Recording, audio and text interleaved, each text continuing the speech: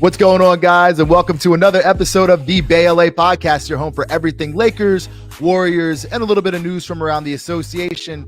I'm your Lakers guy and host, Austin Sexton, here with my Warriors bro, Roman, all the way from the Bay, representing up there. Actually, Northern California, actually Northern United States, but that's another conversation for another time. How you doing, Roman? I'm good, man. I'm good. How are you? Good. A little stressed watching this Eagles Dallas game right now. Eagles letting it be a little bit closer than it needs to be, especially with all of Dallas's injuries. But Dallas just got Micah Parsons back, and he's causing us some trouble, giving Jalen some issues. So a little stressed there, but we should be all right. So, yeah. But not as stressed as I think that the Warriors might be for tonight's game against Oklahoma City. Yeah, coming off of a brutal loss to the Cavs. That was just ugly from the start. Yeah, but I think you guys will bounce back. So what we're going to do before the game here is Roman and I are going to kind of go over our keys to victory for tonight's game. I'm going to start calling it, since it's the Bay and LA on days that we both play, we'll call it the West Coast keys to victory, just to see how the Lakers can win tonight and how the Warriors can win tonight. Before we get into it, make sure to like, subscribe wherever you get your podcast, whether it be YouTube, Spotify, Apple Podcasts. There's a million different versions out there. Just like, subscribe, comment, 5 stars. We're just some guys that love to talk hoops. No Casey, no Brock. Be Nasty, aka Brock, was in here a little earlier, but he's in Giant Eagle getting some food for the fam right now, so he might be on it at a later date. But I'm sure all the boys will be back here soon, so it'll be a good time. But yeah, let's go ahead and start with the Warriors, man. What are your keys to victory for tonight, Roman, for the Golden State Warriors to get that dub over the OKC Thunder?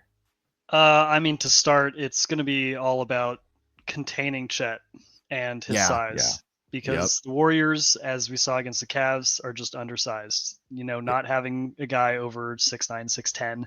Yeah. It just compromises them in rebounding. Defending the rim against someone like that, it's going to be a challenge for them. And also just controlling the pace, not letting the game just kind of get out of control in the first quarter. Keep it close. Don't slip up on defense. No more bad turnovers. Just keep a clean game. That's what's going to help them most. Yes, essentially just keep it within striking distance, and then let your stars take over in the fourth and Warrior basketball. Good ball movement, making sure that your players that need the ball get the good looks when they need to get there. I completely agree with you. I know that the Warriors are a little bit undersized in comparison to OKC based off of strictly Chet Holmgren. Do you think we could see a Looney turn back the clock game tonight, or do we see TJD kind of take over? I'd like to see TJD take over, but with the OKC defense, it's gonna be kind of difficult because the way that the Warriors kind of get TJD engaged is him just kind of getting those open run lanes to the basket and just getting those quick passes off to him. Looney, he's a lot more physical. He can be more physical than Chet, but it's just the size alone is going to be a problem for them. I think they're both going to get cycled out a lot. I don't know how much of Draymond at the 5 we're going to see tonight. Yeah, Draymond can definitely hold his own, especially probably against Chet. Chet tends to have issues with bigger bigs. Him and Wemby, obviously, 7-footers that are skinnier. But when it comes like the Lakers tend to match up really, really well against OKC strictly because of Anthony Davis. Oh yeah. And once Christian Wood gets back, I know he's not going to have a whole lot of size, but that also gave him problems last year a little bit as well. So I would like to think that maybe Looney has a bring it back game because he could be really, really pivotal for you. How do you feel about what I'm sure is probably going to be the torture chamber going up against Steph Curry? The Warriors offense doesn't tend to leave Steph Curry on the ball too much. They kind of let him run around and try to create those screens to kind of clear off his defender. Yeah. It's going to be a challenge as always, but this OKC team is just so young, athletic, and they're looking to be a title contender all year this year. So they're going to be playing against, especially the Warriors, who they had great matchups against last year. It's going to be a tough game. There's going to be a lot of energy that's brought. So it's going to be a challenge for sure to just match that kind of pace and speed that they're going to be playing at. Yeah, it's looking right now based off of ESPN Bet that Oklahoma City is currently a 6.5 point favorite with the over under being 227.5. I think that if I'm a betting man, to be honest with you, I think that Golden State I would favor them this matchup only because I don't think that they're going to go back to back on losses. I feel like Steph is going to have a breakout game. I think you're going to see Andrew Wiggins also insert himself into this game and be a really pivotal guy. And I think that the biggest difference makers in this game for you guys specifically is either going to be Jonathan Kuminga or it's got to be Moody minutes. our boy Moody. Moody. The size alone, he should be able to get at the rim, just be able to play the mid-range game like he does, cut, dribble, drive, and just put his head down and bulldoze. Those guys, like they're like, especially against, I mean, Dort's got a little bit of size, but the rest of their team, like they're not as big as you think. Like Shai Gilgeous-Alexander, I don't know who his defensive assignment is going to be. I would assume probably Wiggins. I think Wiggins has the advantage there on the offensive end. So I think that Golden State can get this dub. Yeah, no, I think it's possible. But again, it's just kind of matching their pace and speed. And as you just said, talking about Kuminga and Moody, like those two young guys and how much they can contribute on both ends of the floor is going to be kind of important because, if they're not able to control the pace with, like, let's say Kyle Anderson and Wiggins and Draymond just kind of trying to slow and control the pace that way. And if they're trying to just like keep pace, then Kuminga and Moody are going to be critical in sustaining that. Yeah. Shout out our boy Slow-Mo. How are you feeling about the how are you feeling about the Warriors defense so far? Not just for tonight's game, but just in general over the 9-game sample size that you have. Oh, I mean, everyone seems to be engaged. Everyone is doing great helping. And I mean, just closing out on the open shooters because the Warriors have been doing a lot of traps at half court. Yeah. Just trying to get the ball out of the ball handlers' hands and just trying to force other people to create shots for them. So I've been a fan, and honestly, with the Cavs, they were just making any shot that they were throwing up. Like even when the Warriors were right on top of them, like it was just kind of a what else can you do situation. So I kind of throw that as a one-off situation. Otherwise, all year the Warriors have been playing very solid defense. Everyone is communicating, everyone is helping, and I have no real complaints. The offense, on the other hand, I always have complaints, especially with the past few years. But it is what it is. We're dealing with aging stars that are kind of like stuck in traditional habits, and Steve Kerr is just like catering to that. But Kerr will always just be Kerr, man. It's a blessing and a curse for sure. Yep. So also too, since we're kind of on the topic of it, let me go ahead and I think I brought up the next couple games for the Warriors via ESPN.com. I went over this with Casey the other day. How you feeling about your next 5? You got Oklahoma City, Dallas, Memphis, LA, and Atlanta. I mean, this is just going to be a test. This is going to be a real test for the Warriors going out through the rest of the season. I mean, OKC, we know how good they are. Dallas, I mean, that's going to be an incredibly emotional game with Klay Thompson coming back, especially to Chase Center. Memphis, they're without Ja, so that will probably be an easier game. The Clippers, I mean, that was a great game against them. And that was a super, super close game. I'm excited to watch that rematch happen. Oh yeah. Atlanta. It's hit or miss with them, man. Yeah. I can never really tell. I mean, their rookie, what's his name? Oh God, I can't remember. I can't. or something. Oh, yeah. No, I thought he was. Alex Ricochet. Yeah. Yeah. Zachary. Ricochet. Yeah. France.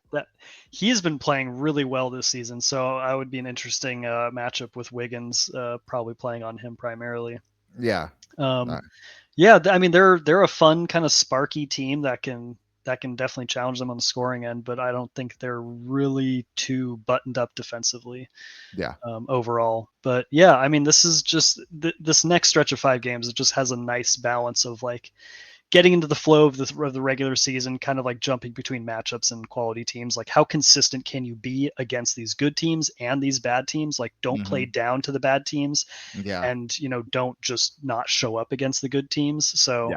Yeah, and this is also going to test all the veterans on the Warriors roster, and their longevity throughout the season and how healthy they can be and kind of Yeah. sustain heavy minutes against these more competitive matchups. Yeah, absolutely agree with everything that you're saying there, man. And yes, that the Dallas Mavericks game is going to be incredibly emotional. I also saw that they're giving away captain hats to everybody that goes to the game. So yeah, everyone's tipping their hats to Captain Clay. yeah, that's crazy, man. That's super cool though. Well, yeah, I think that we can go ahead and say that it's going to be an interesting next few games for the Warriors. But I think that barring something insane happening, I think that you guys have a good chance to be able to get a couple wins and just show that you guys are the team that, frankly, we weren't expecting to be at the beginning of the season, that we're all embracing now. So I'm definitely here for all of that, man. It's been a nice surprise. Heck yeah, man, especially for the podcast too. Yeah. Switching it over to the Lakers side, man, we have a very pesky Toronto Raptors team that we're going up against tonight. And so last night I got a chance to go to Yamava Casino. It was the first time I've ever been out there. It was one of my good buddies' girlfriends. It wasn't even like a goodbye party. She's a singer and she's getting ready to head over to Germany because she sings with a very popular band from the late 80s, early 90s. So they wanted to have a little goodbye hangout party. We were playing roulette and blackjack, and it was a good time. And as we're walking around, trying to find a place to stop and have a drink and get some food, the Clippers game was on, and they were playing the Raptors. And I didn't realize that Toronto was doing a back-to-back. Luckily, we have the back end of that back-to-back. But playing Toronto in Toronto, I believe we had a 26-point lead the first time we played them, and we won the game by 6, keeping the starters in. Oof, man, giving up big leads like that. Yeah, I was going to bring it up based off of what you were talking about, giving up big leads. However, this is the NBA. It tends to happen. But however, last night, Clippers, big lead. Toronto ends up tying it with about a minute left. They've had some very foolish errors that happened with like less than 30 seconds left. From some of their younger guys and experienced guys. They ended up losing the game by 3. But this Toronto Raptors team has the bones and the groundwork of a really good team in the future, and they are pesky and they just don't go away. So my first key for tonight for the Lakers playing the Raptors is you got to put them away earlier, and don't give them life.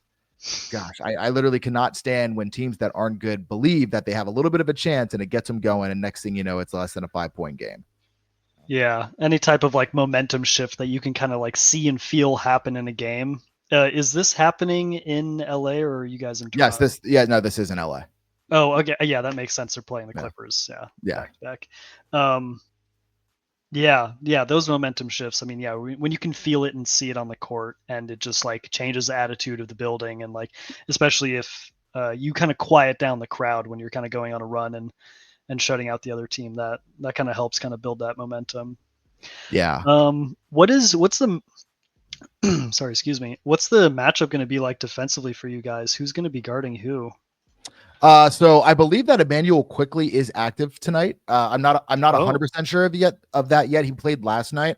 I don't know what kind of minutes restrictions that he has right now, but I know that he's kind of a game to game situation. I do not know about Scotty Barnes either. The injury report hasn't come out yet. If the matchup is the same as last time, I know that obviously Anthony Davis will be guarding Jakob Poeltl. Grady Dick, who gave us a grip of problems last time, as soon as he gets hot, man, it's like there's just no stopping him. He goes on heaters. It's ridiculous. I believe that matchup's probably going to go to Austin Reeves as our guy. Actually, you know what? I'm sorry. I take that back. Now that D'Angelo Russell is not in the starting lineup, if this continues, if this continues, then Cam Reddish will be the primary guard on him. Interesting. Yeah, so Cam Reddish is currently kind of filling our Jared Vanderbilt role until Vando comes back. As he's not doing too much offensively right now. He had a 3. He was 1 for 1 from 3. Great. We'll take it. 100% guy, but defensively, he's just been doing some really good things, especially against their primary guards or their primary scorers. I mean, obviously, you put him against Kevin Durant. It's like, I mean, what are you going to do? You can only hope to contain guys like that. But, you put him against a Scotty Barnes, you put him against a Grady Dick, you put him against an Emmanuel Quickly, and you've got a better chance than not to like holding them to at least like minus or I'm sorry, not minus, but just like maybe like 16, 17 points rather than getting 23, 24 with bad efficiency. So we'll probably go with that. As far as LeBron James assignments, it kind of depends on what their starters situation is going to be. Let me take a look at ESPN at the moment because I'm not sure what that's looking like. Let's see if there's any update on the injury reports. I'm seeing that Quickly is playing. Quickly is playing. My information here. You see anything about Scotty Barnes? No, I don't think there's any update on him just yet. Okay. Let me just look at one more thing here. Injuries. Scotty Barnes, as of November 10th, it looks like he is going to be playing. Oh, active. Okay. I don't see it. It doesn't say that he's not active. So as of right now, I'm assuming that Scotty's going to be playing. All right. So if that's the case, I would probably say that Cam Reddish is going to have Scotty Barnes and Austin Reeves would have Grady Dick. That would be my thought process. So what are you looking for from the Lakers right now? Like from their bench, like who are you really gonna be looking to lean on this game? So I really like D'Angelo Russell last game coming off of the bench and what the effort that he gave, specifically his effort. He had a good offensive output. I think he had 18 points. And I'm definitely happy with that. It was a good, efficient game. I hope he steps up his defense a little bit. But I think more than anything else, I really need to see Dalton Connect get back in his shooting bag. We're seeing that he can stay in front of his defensive matchup, give them a little bit of issue. There's nothing crazy on steals or anything like that, but he's at least a body that can sustain throughout 48 minutes of a basketball game and give his defensive matchup an issue. He just needs to get his confidence back from three because his last couple games he's had some offers. And, we've watched him hit big shots in the first 3-4 games before that road trip. Oh, yeah. So if we can get him back going, him and D'Angelo Russell, also too, man, Jackson Hayes has been putting out a good effort. And last but not least, can we get any sort of offensive productivity from Max Christie? That's really what I'm wondering. Yeah, it's going to be interesting to see because I'm not too certain. I mean, looking at the Raptors roster, it seems like they have a few bench guys that can kind of contribute to them scoring wise. I mean, like Bruce Brown, if he is. I don't know if he's active or not. I know that they're like injury ridden right now, man. So I really haven't been able to keep track of all the injuries for them myself. Yeah, I'm not actively looking, and I know that I probably should have looked before, but as of yesterday, just like it's day to day and in and out of lineups for their team, so it's like it's really hard to gauge. Yeah, that's fair. That's kind of tough to kind of go into that as a coach to kind of plan around like who's going to be active for this team. How am I going to navigate my rotations against theirs and who's even available? Yeah, that's tough. And then lastly for the Lakers, the biggest thing. And I know, like, if you're listening to this podcast, this might not be anything different than you've heard from any other Lakers source specifically for basketball, if you're here for the Lakers side of things, but our transition defense. I feel like every time one thing that kind of annoys me is anytime I see a Laker hit a three, specifically Austin Reeves and or Anthony Davis, they do that. And they take 2 seconds to do that and don't get back. And next thing you know, the other team has a bucket. Yeah. So I feel like I'm not hating on LeBron James at all. He's personally my favorite player, but there are so many times I see LeBron complain to the ref and he's almost willing to concede 2 to 3 points to make a point with the referee. And those 2 to 3 points always bite us in the end. And I feel like a lot of the rest of the team has kind of gotten into that habit. And I know JJ's trying to get them out of it. So we'd just like to see a little bit more hustle on the defensive end and our transition defense. And also Rui Hachimura possibly getting more involved on the boards. And if we can do those things, and I know it's asking a lot. I mean, I feel like we kind of threw a lot out there. I feel like we should have success tonight. I feel like we should play a great basketball game. And I think if, the Warriors play their style of basketball and we can get a good game from, Looney, Wiggins, Moody, Kuminga, I think that you guys have the recipe for success to possibly both of our teams coming out with a dub. We can claim a West Coast dub for tonight, Yeah, I'm looking forward at the Lakers schedule as well. You guys got the Raptors tonight, then Grizzlies on Wednesday, then Friday the Spurs, and then next weekend you got the Pelicans, and then further beyond that, the Jazz. And I feel like those are all pretty manageable and winnable games for you guys. So I feel like kind of getting out of this slump and of like back and forth wins and losses that you guys have been kind of bouncing between, getting a little bit into like a rhythm of just like securing easy wins and kind of rebuilding confidence. And Yeah. I think that'd be really helpful for like the whole mentality of the Lakers right now, and helping just like settle their lineup. Because moving point guard to the bench and getting guys kind of switched out, that's not always an easy thing to kind of go through. And I think this is going to be a pretty comfortable stretch for the Lakers to play through. Yeah, it should be, and we always say that, just like with the Warriors, and something's going to happen where So the games, but you got to win the games in front of you. We have we do have favorable matchups for the next few weeks. So let's see if we can capitalize on it. With you guys, I think that you've got some favorable ones as well. So I think that I can see the Warriors getting a good chunk of those back. So here's to hoping that the Warriors and the Lakers can both pick up the wins tonight. I don't know if I'm going to be able to go on live afterwards, but I know that we at least wanted to be on here to talk about the keys to the game. So I'm glad we got to do that. Been trying to keep the shows a little bit lighter rather than going long. So I think we could just end it here. But any last words you want to get off before we wrap this thing up, Roman? Oh man, more Moody minutes. I need to see more Moody tonight. I'm trying. Moody minutes. That was for you, Steve Kerr, because we know you're Steve Kerr, big fan of the show. Long-time listener. Long-time listener since 2015. Yeah. So yeah, for sure. But all right, the Golden State Warriors looking for some more Moody minutes tonight. Lakers just looking to bounce back, have a good defensive game with transition and offensive rebounds and a good 3-point shooting night. So until next time, guys, good luck Lakers, good luck Warriors. I'm Austin here with Roman, and we'll catch you guys next time. And thanks for listening to another episode of the Bay LA podcast. We'll catch you guys next time. See ya.